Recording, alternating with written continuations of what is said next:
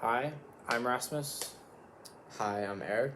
and today we'll be teaching you guys about pronouns.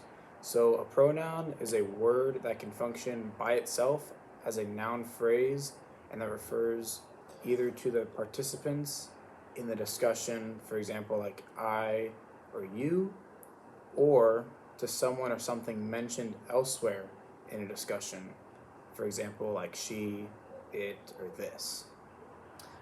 There's actually 8 different classes of pronouns in the English language. That consists of the first one being personal, and then there's reflexive. After that, it's reciprocal. Next, there's possessive, demonstrative, indefinite, relative, and the final one is interrogative. So all these different classes of pronouns are used differently in a certain situation, kind of depending on what you're talking about or who you're talking about. And then pronouns replace proper names or nouns and nouns. For example, like David or Anna or Susan or like this book. And then some of the most commonly used pronouns are, for a female, it would be she, her, and hers. And then if you're talking about a male, it would just be he, him, and his. And then if it was a group of people, that would be they, them, and theirs. And here's a video actually explaining the different pronouns and what they mean and examples of them a little bit more in detail. Pronouns are words we use instead of nouns. We do this when we don't want to repeat the same noun over in a sentence or conversation. Before we continue with this video, please take a moment to press the like button to help YouTube recommend this video to more people. So pronouns are words like I, her, him, his, this, that, or someone. Let's look at this sentence. Charlie and his sister Mary enjoy eating their mother's cooking. Our pronouns are his and their. Now let's remove the pronouns and see what happens. Charlie and Charlie's sister Mary enjoy eating Charlie and Mary's mother's cooking. Did you see what happened? We just added a lot of unnecessary nouns, which made the sentence a little complicated.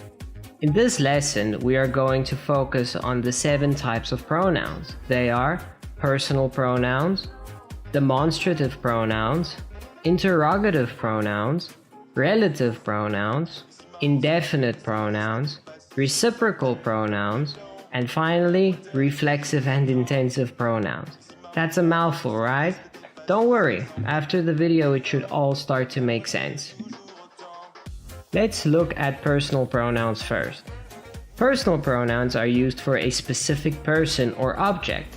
We have 3 cases within personal pronouns. They are the subjective case, what or who the sentence is about, the objective case, which is what or who is receiving the action in the sentence, and the possessive case, who the object belongs to in the sentence. Let's look at some examples. In the sentence, "Can you help me wash your car?" we have an example of all 3 personal pronouns. The subjective pronoun is you, because the sentence is about you helping me. The objective pronoun is me, because the action is help and I will be receiving the help. The possessive pronoun is her. This is because the car belongs to this person. Demonstrative pronouns are used to show one or more nouns that might be far or near in distance and time. They include the words those, these, this, and that. In the sentence, "Which ball do you want?" there are many different ways to describe which one you want, or you could just point and say, "that one." See how easy pronouns make our lives? Interrogative pronouns are just question words. We use them to ask questions about the nouns we are referring to. Who, what, where, why, which. These are all examples of interrogative pronouns. Most of these pronouns start with a WH. Which ball is yours? Relative pronouns are used to connect clauses together. This is done by referring to a noun from a previous clause.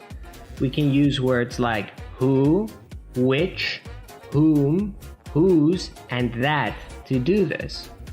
My friends who are very happy. Indefinite pronouns are used when referring to things that are unspecified. Somebody, anyone, many, nothing, nowhere. These are all indefinite pronouns. Anybody could have done it. Reciprocal pronouns are pronouns we use when a group of nouns are doing the same thing. There are only two reciprocal pronouns, and they are each other and one another. They gave each other gifts. Reflexive and intensive pronouns are used when showing a noun which has been used in an earlier part of the sentence. These types of pronouns end with self or selves and include the words yourself, myself, herself, and himself. A reflexive pronoun is a key part of the sentence and refers to the subject in the sentence. Example, I made coffee for myself. This sentence contains a reflexive pronoun because if I remove the reflexive pronoun, the sentence is incomplete. Intensive pronouns are used to add emphasis to the subject. If we remove them from the sentence is still complete. This is how we can see the difference between reflexive and intensive pronouns. The man himself came through the door. If we remove the intensive pronoun, the sentence still means the same thing. There is just less emphasis on the subject. That's it for this lesson. I hope you guys enjoyed that video. Hopefully you guys learned some stuff about pronouns and just kind of refreshed your brain about them. And again, I'm Rasmus. I'm Eric. And we'll see you guys later.